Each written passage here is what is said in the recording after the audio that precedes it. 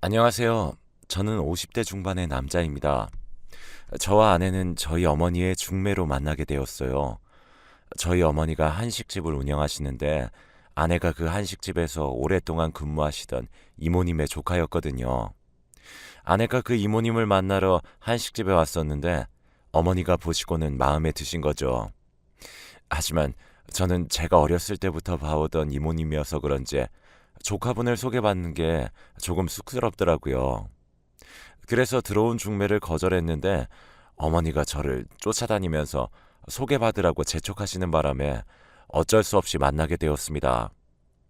그렇게 주말에 한 카페에서 만나 커피를 마시면서 대화를 나누는데 어머니가 왜 그렇게 소개를 받으라고 하셨는지 이해할 수 있었죠. 제가 봐도 아내는 참으로 착하고 단정한 여자였거든요.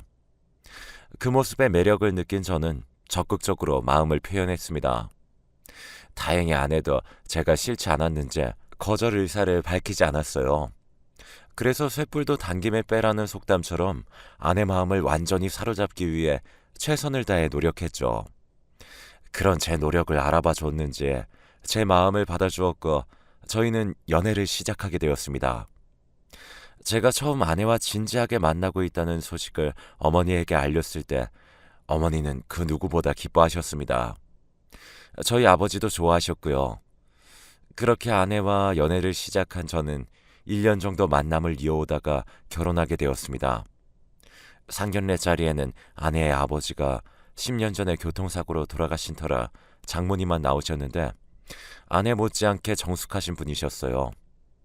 다행히 결혼은 속전속결로 진행되었고 모두의 축복을 받으며 결혼한 저희 부부는 결혼하고 나서 1년 후 첫째 딸을 낳고 3년 후에는 막내 아들을 낳았습니다.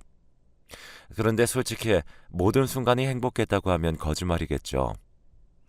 어떻게 부부가 한 가정을 이루며 살아가는데 항상 행복할 수가 있겠습니까? 그러나 위기가 찾아올 때마다 저희 부부는 충분한 대화를 통해 문제를 해결하려고 노력했죠. 그래서 큰 싸움 없이 오랜 세월을 함께 할 수 있었어요. 그리고 저희 부부가 그리 살 수 있었던 것은 아내 덕이 컸습니다. 저는 워낙 다혈질이라 차분하게 대화하는 것을 어려워했거든요. 하지만 아내는 제 성격과 180도로 다른 성격이어서 조근조근 대화하는 것이 가능했죠. 그러다 보니 화가 나면 바로 표출했던 제 성격이 아내 때문에 조금씩 변화되더라고요. 항상 저한테 성질 좀 죽이라고 해도 그 누구의 말도 듣지 않았는데 아내를 만나고서부터 제가 이렇게 변한 것을 보고 저희 어머니도 좋아하셨죠. 그런데 그런 제 성격까지 변화시킨 저희 아내와 결혼하고 나서 알게 된 사실이 하나 있었는데 그것은 바로 장모님이 건물주라는 것이었어요. 서울 강남 쪽에 지하 1층, 지상 5층짜리 건물이 하나 있는데 그게 장모님 명의라는 것이었죠. 결혼한 지 6개월쯤에 아내가 그 사실을 조심스럽게 말해줬는데 저는 그동안 장모님이 평범한 전업주부인 줄만 알았던 터라 놀라움을 감추지 못했습니다. 만약 아내가 장모님이 결혼 전에 함께 살던 집이 으리으리했거나 아내가 평소에 사치를 부렸다면 그다지 놀라지 않았을지도 몰라요. 그런데 아내와 장모님이 살던 집은 소박했거든요. 그렇게 크지도 작지도 않은 집이었죠. 게다가 아내는 사치라는 것을 전혀 모르는 사람이었어요. 비싼 명품 가방을 가지고 있지도 않았고요. 제가 결혼 선물로 명품 가방을 사준다고 해도 차라리 그 돈으로 신혼여행에 더 보태자고 하던 사람이었으니까요. 저는 너무 놀라서 아내한테 장모님이 어떻게 건물주가 될 수 있었냐고 물었습니다. 그랬더니 아내는 돌아가신 장인어른이 물려주신 돈으로 장모님이 주식과 부동산을 해서 건물을 구매하셨다고 하더라고요. 그러면서 아내는 지금까지 숨겨서 미안하다고 했어요. 저는 사과하는 아내에게 미안할 일 아니라고 말했지만 왜 말하지 않았는지 궁금하긴 하더라고요. 그래서 왜 굳이 숨겨놓은 건지 모르겠어서 아내에게 물어보니까 그만한 이유가 있었어요. 장모님에게 건물이 있다는 사실을 알고 남자들이 아내에게 의도적으로 접근하는 일이 많았대요. 그 중에는 전과 육범의 사기꾼도 있었다고 했습니다. 그뿐만 아니라 장모님에게도 접근하는 남자들이 많았다고 하더라고요. 그래서 이러다가 아내가 범죄에 노출될지도 모른다는 생각에 장모님은 일부러 더 검소한 삶을 사셨던 거죠. 아내는 혹시나 하는 마음에 사람들에게 그 사실을 말하지 않았고요.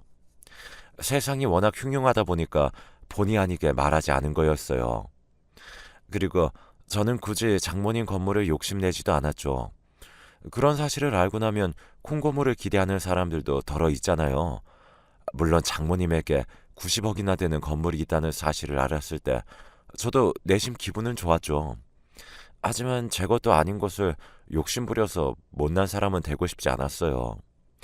저도 충분히 가족들을 먹여 살릴 수 있을 만큼은 벌기도 했었고요. 그래서 저는 단지 저의 가족이 금전적인 문제 없이 계속해서 행복하게 살 수 있을 거라 생각했습니다. 하지만 모두 저의 착각이었다는 사실을 뼈저리게 느끼게 되었죠. 그날은 금요일이었는데 아내의 동창 모임이 있었어요. 그래서 제가 일찍 퇴근해서 저녁을 준비하는데 아이들이 피자를 먹자고 하더라고요. 피자나 햄버거 같은 음식이 몸에 좋지 않다는 이유로 아내가 아이들한테 잘 사주지 않거든요. 근데 엄마가 없으니까 아이들이 피자를 먹자고 조른 거죠. 저는 아내 눈치가 보이긴 했지만 아이들이 먹고 싶다고 하니까 시켜서 먹었어요. 그리고 나서 아이들은 각자 자기 방으로 들어가서 잠을 자고 저는 거실에서 텔레비전을 보면서 아내를 기다렸죠. 그런데 동창 모임이 꽤 즐거운지 아내가 밤 12시가 넘도록 집에 오지 않더군요. 슬슬 걱정이 되어서 저는 아내에게 전화를 했습니다. 하지만 받지 않았어요. 그러다가 새벽 1시가 넘어가니까 점점 화가 나기 시작하더라고요. 아내가 분명 아무리 늦어도 새벽 1시까지는 들어온다고 했었거든요. 그래서 다시 아내에게 전화했지만 아내는 여전히 받지 않았어요. 저는 들어오기만 해봐라 하는 생각으로 화를 애써 눌러 참고 아내를 기다렸습니다. 그런데 모르는 번호로 전화가 오기 시작했습니다. 그래서 전화를 받았더니 땡땡땡씨 보호자 되시나요? 라고 하면서 아내 이름을 말하더라고요. 그래서 제가 맞다고 어디시냐고 물었더니 병원이래요. 그러면서 저에게 아주 충격적인 소식을 전했습니다. 아내가 새벽에 음주운전 차량에 치여서 응급실에 실려왔대요. 그리고 바로 응급수술에 들어갔지만 출혈이 너무 심해서 손 쓸 방법이 없었다고 했죠. 저는 그 말을 듣고 그게 대체 무슨 말이냐고 물었습니다. 그러자 착잡한 목소리로 제 아내가 사망했다고 하는 게 아니겠어요. 말도 안 되는 소리라고 생각했어요. 그래서 어느 병원이냐고 물어보고는 바로 달려갔죠. 그리고 병원에 가는 길에 어머니한테 전화해서 그때 아이들 좀 봐달라고 했습니다. 그런데 병원에 도착했더니 간호사가 저희 아내를 영안실로 데리고 가더라고요. 제가 왜 아내를 여기로 데리고 가려고 하냐고, 우리 아내는 어디 있냐고 소리쳤더니 다시 한번 저희가 아내가 사망했다고 말했어요. 영안실에 가서 확인했는데 정말 제 아내가 맞더군요. 가슴이 무너져 내린 저는 말로는 다 표현이 안 될 정도의 고통이었습니다. 몸이 다 찢겨져 나가는 것 같았어요. 그래서 바로 그 자리에 주저앉아 오열했습니다. 하지만 아무리 울어도 세상을 떠난 아내는 깨어나지 않았습니다.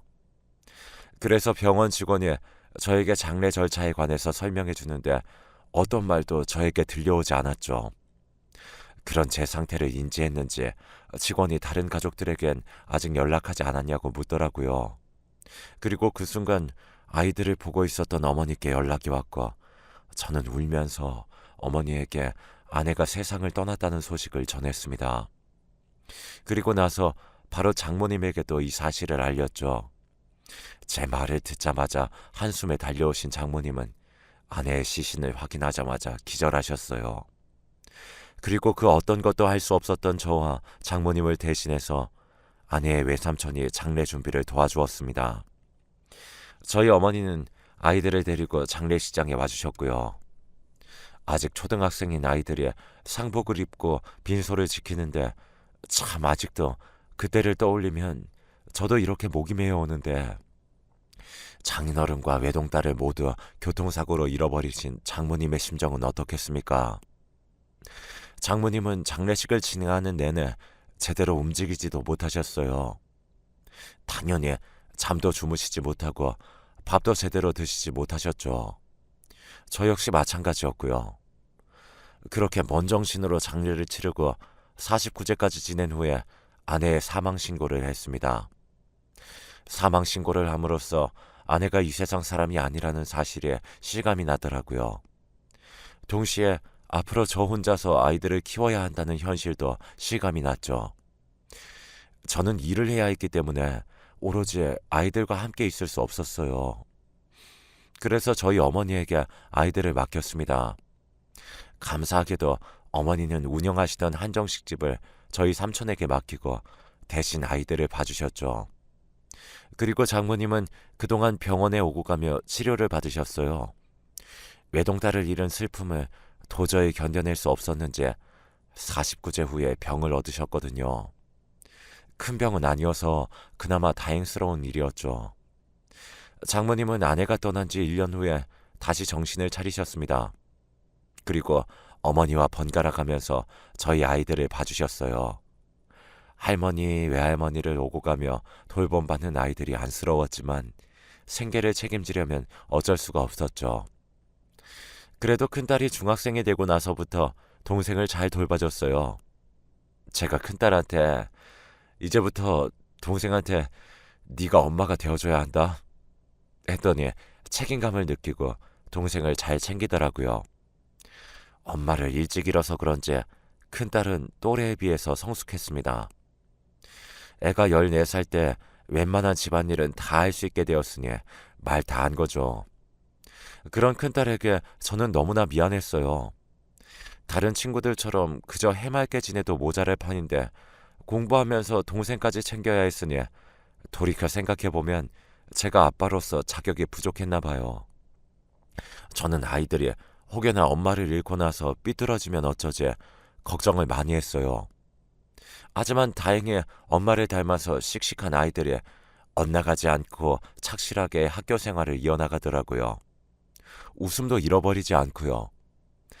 그래서 저는 그런 아이들을 믿고 열심히 회사 생활을 정년퇴직하고 나서 어머니가 하시던 한정식집을 물려받았습니다.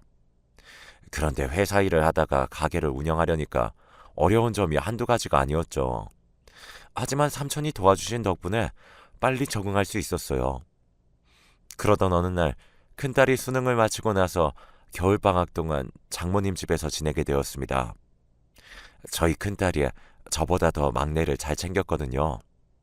그런데 저녁 때 큰딸이 전화해서는 아빠, 아까 할머니 집에서 불 날 뻔했어 라고 하는 거예요. 저는 그 말을 듣자마자 바로 장모님 댁으로 달려갔죠.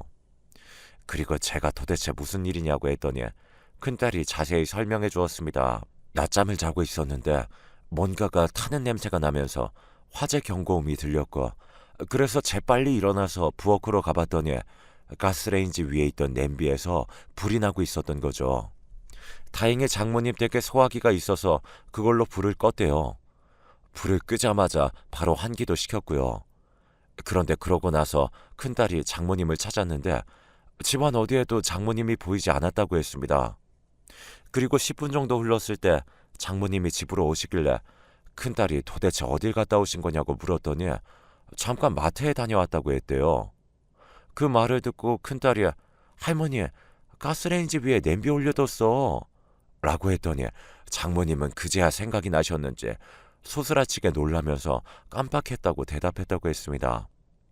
큰딸은 그 사실을 저에게 전하면서 이제 외할머니도 나이 들으셨나 봐. 요즘 계속 깜빡하는 일이 많이 있으셔 라고 했어요. 큰딸의 그 말을 들으니까 마음이 좋지 않더라고요. 제가 나이 먹는 것만 생각했지 장모님이나 저희 부모님 나이 먹는 것은 생각하지 못했거든요. 그래서 앞으로 장모님과 부모님에게 더 잘해야겠다고 생각했죠.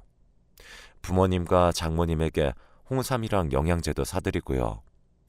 그런데 그런 일이 있고 나서 한 달 후쯤인가 장모님이 평일 저녁에 집으로 오라고 하셨습니다. 저는 한정식집을 직원들에게 맡기고 장모님 댁으로 향했죠. 가서 장모님과 오랜만에 단둘이 저녁을 먹고 차도 한잔 했는데 갑자기 장모님이 저한테 재혼할 생각은 아예 없는 거야? 라고 물어보셨어요. 제가 그 말을 듣고 장모님에게 갑자기 왜 그런 걸 물어보세요? 라고 했더니 아직 50대밖에 안 됐는데 평생 혼자 살 건가 궁금해서 물어보는 거야. 라고 하시더라고요. 그 말에 저는 전 재혼할 생각 없어요. 평생 아이들만 보면서 살 겁니다. 라고 대답했죠. 그랬더니 장모님이 아이들이 시집 장가 가고 나면 그 다음에는 뭐 할 거냐고 다시 물어보시더라고요. 그래서 그때도 귀농해서 살 거라고 했는데 제 말을 모두 들으신 장모님은 착잡한 표정으로 알겠다고 하셨습니다. 저는 그 표정을 보고 장모님에게 제가 재혼했으면 하세요? 라고 물었죠. 그랬더니 내가 그러라고 하면 그럴 것도 아니잖아. 라고 하시더군요. 그런데 재혼 생각은 장모님만 하시는 게 아니었죠. 그리고 나서 일주일 후에 저희 어머니도 저에게 재혼할 생각이 없냐고 물어보셨습니다. 이번에도 생각 없다고 말씀드렸더니 자신이 괜찮은 여자를 소개해 줄 테니까 한번 만나보라고 하시더라고요.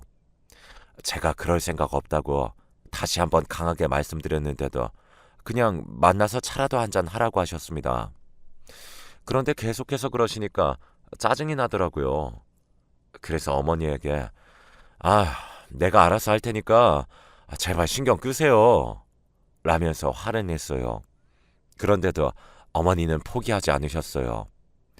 큰딸한테도 그 이야기를 했는지 큰딸이 어느 날 저한테 와서 자기랑 동생을 신경 쓰지 말고 언제든지 재혼하라고 하더라고요.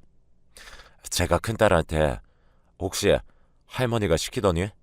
라고 물었더니 할머니가 시킨 건 맞는데 나도 할머니랑 같은 입장이야.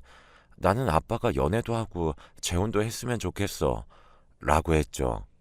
그런데 만약 제가 재혼 생각이 있었으면 제가 알아서 연애도 하고 재혼도 했을 거예요. 그러나 저에게는 먼저 세상을 떠난 아내뿐이었죠. 다음 생에도 아내를 만나서 결혼할 거고요. 그래서 큰딸에게도 다시는 재혼 이야기를 꺼내지 말라고 했습니다. 그런데 저희 어머니가 저에게 소개해주고 싶은 여자를 억지로 한정식 집으로 데려오신 게 아니겠어요. 한창 바쁘게 일하고 나서 잠시 쉬고 있는데 어머님이 어떤 여자랑 같이 오시더라고요. 손님을 데리고 온 줄 알았는데 알고 보니 제 맞선 상대였죠. 하지만 문전박대하는 건 예의가 아닌 것 같아서 근처 카페에서 차 한잔하면서 대화를 나눴습니다. 그런데 어머니가 소개해준 분이 좋은 사람인 건 알겠어요. 하지만 그렇다고 해서 만나고 싶진 않았죠. 그래서 그 여자에게 아직은 누굴 만날 생각이 없다고 죄송하다고 정중하게 사과를 드렸습니다. 그랬더니 여자분이 웃으시면서 그럼 가끔씩 만나서 밥 먹고 차도 마시는 친구로 지내자고 하더라고요. 그래서 곰곰이 생각해보다가 알겠다고 대답을 했죠. 그런데 제가 여자를 소개받은 걸 어떻게 아셨는지 장모님이 저한테 물어보셨어요. 만난 여자는 어떠냐고요. 저는 솔직하게 좋은 사람인 것 같았지만 아직 누굴 만날 생각은 없어서 친구로 지내기로 했다고 했죠. 그러자 장모님이 약간 차가운 말투로 그래서 우리 딸보다 좋은 여자 같나? 라고 물어보시는 거예요. 그 말에 장모님에게 그럴 리가 있겠냐고 저한테는 아내가 가장 좋은 여자라고 했는데도 장모님은 이렇게 말씀하셨어요. 재혼 생각 없다더니 거짓말이었나 보네. 죽은 우리 딸만 불쌍하지. 사실 좀 황당했습니다. 저에게 은근슬쩍 여자 있으면 재혼하라는 식으로 말씀하실 땐 언제고 갑자기 태도를 바꾸시는 게 도무지 이해가 가지 않았어요.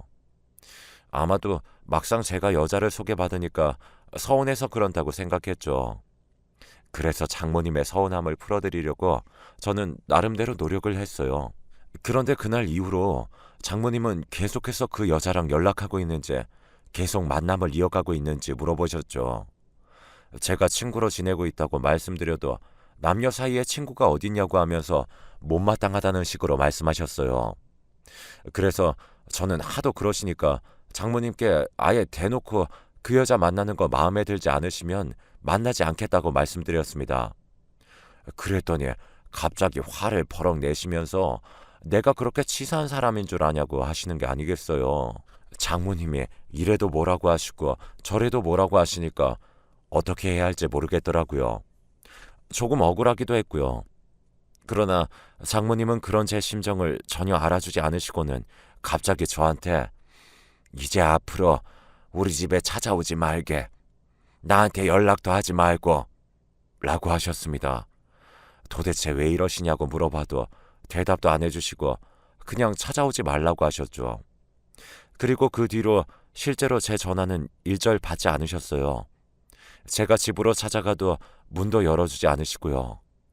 장모님이 매정하게 구니까 저도 화가 나더군요. 그래서 장모님이 원하는 대로 더는 찾아가지 않았습니다. 전화도 하지 않았고요. 그렇게 약 3달 정도 지났을까요? 저녁에 친구들이랑 오랜만에 약속이 있어서 점심시간 끝나고 집으로 갔습니다. 그런데 누군가가 저희 집 앞에 웅크린 채 앉아있는 거예요. 추운 겨울이었는데 천조가리만 걸친 채 말이에요. 심지어 신발도 신지 않고 있었어요. 그래서 무슨 일이지 생각하면서 그 사람에게 가까이 다가갔는데 저는 얼굴을 확인하고는 놀라 뒤로 자빠질 뻔했습니다. 왜냐하면 저희 집 앞에 웅크리고 있던 그 사람이 바로 장모님이셨거든요. 저는 확인하자마자 장모님! 이라고 외치면서 입고 있던 점퍼를 벗어 장모님을 입혀드렸어요. 그리고 도대체 여기서 뭐하고 계시는 거냐고 물었죠. 그런데 장모님이 대답도 하지 않고 멀뚱멀뚱 제 얼굴만 쳐다보시는 거예요. 저는 그런 장모님한테 다시 한 번 더 여기서 왜 이러고 계시냐고 물었죠. 그러자 장모님이 해맑게 웃으시면서 아저씨 누구야? 라고 하시는 게 아니겠어요. 저는 너무 놀라서 장모님에게 장모님 저 모르시겠어요? 라고 했습니다. 그런데 장모님은 정말로 저를 못 알아보시는 것 같았죠. 그래서 저는 일단 장모님을 모시고 저희 집으로 들어왔어요. 그리고 바로 아내의 외삼촌에게 전화를 걸었죠. 그랬더니 외삼촌께서 안 그래도 계속 가족들이랑 장모님을 찾고 있었다면서 바로 데리러 오시겠다고 했습니다. 그리고 30분 후에 외삼촌이 집으로 오셨는데 장모님은 자신의 남동생도 기억하지 못하셨죠. 저는 그 모습을 보면서 외삼촌에게 이게 도대체 어떻게 된 일인지 물었어요. 그러자 외삼촌이 울먹거리면서 말씀하셨죠. 장모님이 치매라고요. 그러면서 제가 그동안 모르고 있었던 숨겨진 진실을 말씀하시기 시작했습니다. 이미 1년 전에 장모님이 치매 판정을 받으셨대요. 그런데도 저에게는 알리지 말라고 하신 거죠. 물론 저희 아이들에게도요. 장모님이 예전에 가스레인지에 냄비를 올려놓고 마트에 가셨던 것도 치매 때문이었어요. 외삼촌 말로는 저와 연락을 끊은 그 3달 동안 장모님 치매 증상이 급격히 나빠졌대요. 그래서 이제는 아예 가족들을 알아보지도 못하신다고 하셨죠. 저는 그런 장모님이 어떻게 저희 집 앞에 웅크리고 계셨는지 놀랐어요. 그래서 장모님이 어떻게 저희 집을 기억하신 건지 물었더니 외삼촌이 눈물을 흘리시면서 다 기억 못해도 애지중지하던 사위집은 기억했나 보네 라고 하셨죠. 그 말을 듣는 순간 저는 눈물이 봇물 터지듯 터져나왔습니다. 저는 저를 알아보지 못하는 장모님을 끌어안고 오열했습니다. 장모님은 저를 기억하지 못하셔도 우는 저를 보면서 아저씨 울면 나도 슬퍼 라고 하셨죠. 외삼촌이 장모님을 모시고 간 후에도 저는 한동안 울었어요. 약속도 취소하고 방에만 틀어박혀서 오열했습니다. 그러다가 아이들에게 모든 사실을 알렸죠. 아이들 역시 사실을 알고 많이 슬퍼했어요. 저희 부모님께도 장모님 소식을 말씀드렸습니다. 그런데 제 말을 들은 어머니가 눈물을 흘리면서 이미 알고 있었어 라고 하시더라고요.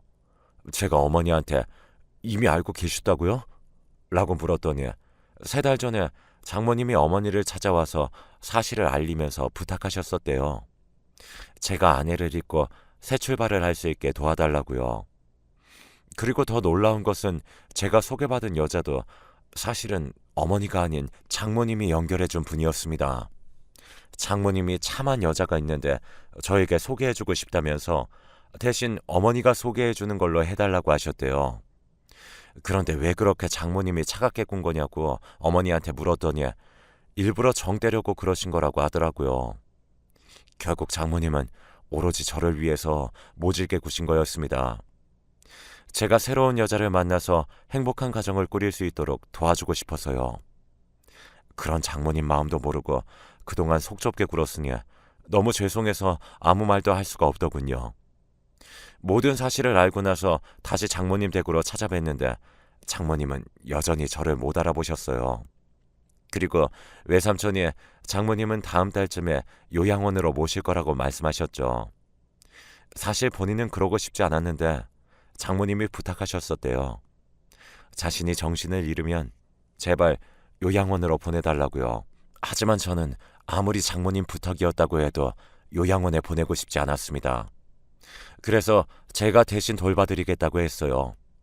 외삼촌께서는 치매 간병은 아무나 못하는 거라고 하셨는데 제가 그렇게 하겠다고 했습니다. 그 이후로 저는 장모님과 한 집에 살면서 장모님을 간병했어요. 한정식 집은 삼촌에게 모두 맡기고 오로지 장모님만 돌봤죠. 물론 외삼촌 말씀대로 쉬운 일이 아니더라고요. 그래서 저도 가끔은 보호사의 도움을 받았습니다. 그리고 장모님은 그렇게 저와 함께 지내시다가 작년 가을에 돌아가셨어요. 그런데 장모님이 돌아가시기 3일 전쯤에 갑자기 기억을 찾으셨습니다. 그때 장모님은 눈물을 흘리시면서 정말 미안하다고 하셨습니다. 그리고 이제라도 자신을 요양원으로 보내라고 말도 하셨죠. 하지만 거절했어요. 제가 좋아서 하는 거니까 마음 편히 계시라는 말씀을 드렸죠. 장모님은 아주 편안하게 주무시듯이 가셨습니다. 돌아가시기 바로 전날에는 가족들과 즐겁게 저녁 식사도 하셨고요. 장모님이 돌아가시고 나서 변호사가 저를 찾아와서 말해주는데 장모님이 가지고 계셨던 건물을 저에게 남기셨더라고요. 받고 싶지 않아서 거절했는데 변호사가 장모님 유언이니까 꼭 받아야 한다고 했습니다. 다른 가족들도 반대하지 않고 모두 제가 받아야 한다고 말해줬고요. 그래서 감사한 마음으로 장모님이 남겨주신 건물을 받았습니다. 현재 장모님이 소개해주신 여자분과는 아직도 친구처럼 잘 지내고 있어요. 사람 관계는 모르는 거라 친구처럼 지내다가 이성적인 감정이 될 수도 있겠죠. 하지만 아직은 시기상조라는 생각이 드네요. 아이들도 다 잘 지내고 있습니다. 다행히 부모님도 모두 건강하시고요. 저는 여전히 장모님이 그리워요. 물론 아내도요. 아내와 장모님이 조금만 더 내 곁에서 행복하게 있었으면 좋았을 거라는 아쉬움도 이어졌고요. 하지만 저를 아껴주셨던 장모님을 생각해서 씩씩하게 살아가려고요. 너무 슬퍼만 하지 않고 이 슬픔을 이겨내면서 살아가려고 노력 중입니다. 그럼 나중에 아내와 장모님을 하늘나라에서 다시 만날 수 있겠죠? 지금까지 제 이야기를 들어주셔서 감사해요. 기분 좋은 이야기는 아닌 것 같아서 죄송하기도 하네요. 하지만 제 장모님 이야기를 많은 분들에게 들려주고 싶었어요. 그래서 용기 내서 사연을 보냈습니다. 다들 건강하고 행복하세요.